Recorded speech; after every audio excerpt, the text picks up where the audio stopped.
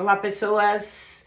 Passando por aqui para falar um pouco sobre a ADC 49, resumir o que aconteceu e te passar uma dica do que pode vir a acontecer em alguns minutinhos. A gente fez o webinar junto com os destaques na segunda-feira, mas eu sei que nem todo mundo consegue aí separar uma hora e meia para se inteirar desse assunto, então meu objetivo aqui é passar em poucos minutos o que aconteceu e te passar ali, né, uma dica de onde a gente vai acompanhar esse assunto daqui para frente.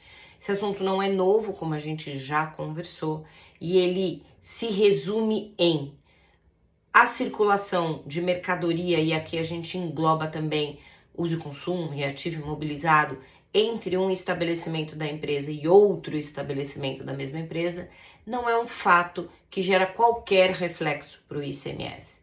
Não é uma questão de não incidência, tá? É simplesmente um fato que não compõe fato gerador. Bom, a gente já tinha decisões nesse sentido no judiciário, a grande maioria das decisões eram sempre nesse sentido. Acontece que no passado a empresa recorria ao judiciário se fizesse sentido para ela usar, né, e afastar o ICMS nessa operação. Então, a empresa ia até o judiciário, tinha uma decisão positiva e seguia assim a sua vida. Acontece que em 2017, o Rio Grande do Norte entrou com uma ação direta de constitucionalidade para declarar que sim, pode acontecer incidência nessas operações. Eu fico aqui pensando, se no judiciário a grande maioria das decisões era no sentido oposto, por quê? Por que Rio Grande do Norte? Por quê? Né? Você sabe que você vai perder? Você queria perder? Enfim, eu não consigo entender, tá? Essa iniciativa aí do estado do Rio Grande do Norte de interpor a ADC 49, mas enfim, isso aconteceu e agora a gente vai conviver com esses efeitos. Por quê? Porque a partir do momento que esse assunto é discutido em sede de ação direta de constitucionalidade, os efeitos desse julgamento que se encerrou aqui agora, faz 2 semanas, atingem a todos nós. Atinge o Poder Executivo, o Poder Judiciário e indiretamente todas as empresas. Então, como o impacto disso, né, é bastante relevante, o primeiro ponto importante, os efeitos dessa ADC valem a partir de janeiro de 24, exceto se a sua empresa entrou com uma ação judicial antes da primeira decisão, né, da decisão do STF nesse assunto, e a primeira, porque em abril de 21, eles fizeram o primeiro posicionamento sobre isso na decisão do acórdão, mas agora precisaram reforçar esse posicionamento e explicar um pouco melhor na decisão dos embargos, tá? Então a gente tem 2 decisões importantes nessa ADC. A própria decisão do julgado, em abril de 2021, e a decisão agora, faz 3 semanas, nos embargos de declaração. A primeira decisão marca o tempo em que as empresas que já tinham protocolado ação até essa data, abril de 2021, têm ali o que foi garantido na sua ação judicial resguardado. Todas as demais empresas terão impacto a partir de janeiro de 2024, ok? Esse é o primeiro ponto importante que você precisa saber. Segundo ponto importante, a gente discutir então se não é fato gerador de ICMS, o que eu vou fazer com os créditos da mercadoria, do ativo imobilizado que eu comprei, ok? Bom, as mercadorias transportadas que permitem o crédito, o STF já deixou claro que o crédito vai ser mantido. Aí ficou uma terceira dúvida. Ok, o que eu faço com esses créditos? O STF determinou então que esses créditos devem ser transferidos ou podem ser transferidos para o estado de destino, ok? Como a gente vai fazer isso? A gente vai aguardar posicionamento do Congresso Nacional via projeto de lei, agora de lei complementar, ou regulamentação dos estados via CONFAS. O que está acontecendo agora?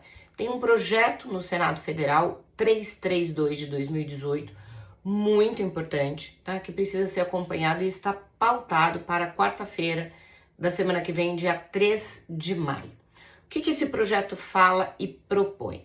No início, esse projeto previa que o estado de origem fizesse primeiro a manutenção do crédito, né, garantisse a manutenção do crédito, fizesse uma sistemática para devolver esses créditos via crédito acumulado ou algo similar para o contribuinte. Só que isso cria uma penalidade para o estado de origem, porque ele não vai ter mais o débito da saída, mas ele vai ter que arcar com o impacto econômico no orçamento dos créditos do contribuinte que ele tem resguardado na entrada. Então isso tinha ali um efeito colateral um pouco complicado. Em abril do ano passado, tudo em abril, né? Em abril do ano passado, tem uma emenda nesse projeto de lei que eu acredito que deve seguir ali, a gente deve seguir por essa linha, de que torna, tá, traz, eu não sei nem como explicar isso, traz um destaque na nota fiscal de transferência para que ele possa, esse destaque possa carregar os créditos para a próxima operação. Mas faz isso de forma opcional. Então, o contribuinte, cada vez que fizer a transferência ali, segundo o que está no projeto de lei, opcionalmente ele vai destacar ou não o ICMS. O que a gente não sabe? Que base de cálculo a gente vai usar para calcular e fazer esse destaque de ICMS?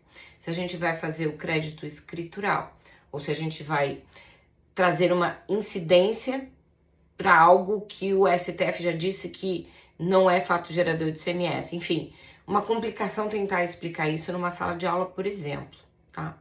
Mas acredito que vai ser por aí, a gente deve seguir esse remendo para costurar e corrigir, né, essa situação que tem um efeito jurídico ok, uma sistemática jurídica ok, mas um efeito econômico de desalinhar o ICMS entre as unidades federativas, né, que a gente deve pensar agora que é o que os estados estão tentando resguardar, ok?